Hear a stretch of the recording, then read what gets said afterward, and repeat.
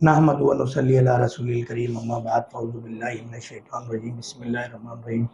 Doctor Fahim ہربلسٹ کا آپ کو السلام علیکم ورحمۃ اللہ وبرکاتہ۔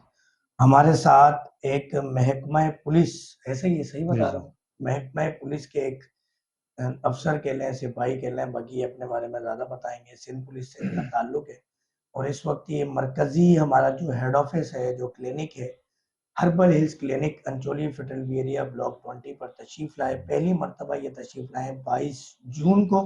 ان کا ہمارا پیشنٹ آئی ڈی نمبر جو ہے 840 ہے، عمر ان کی 62 سال ہے۔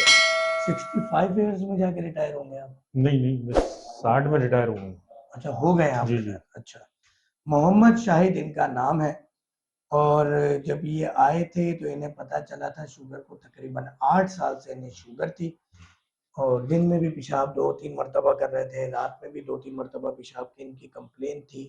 انگریزی ادویات کا استعمال جاری تھا، آنکھوں کا بھی پرابلم تھا، اور ہمیں ایسا لگتا ہے کہ ہماری دواؤں سے ان کی آنکھوں کی پرابلم بھی ٹھیک ہو گئی ہے۔ کل انہوں نے ٹیسٹ کروایا ہے اور شوگر کا مرض ان کا جڑ سے ختم ہو گیا ہے الحمدللہ۔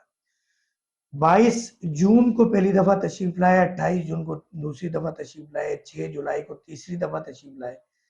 تو 14 دن کی دوا کے بعد ہم نے ان کا جی ایس شوگر والا کیپسول ان کا ہم نے بند کر دیا تھا۔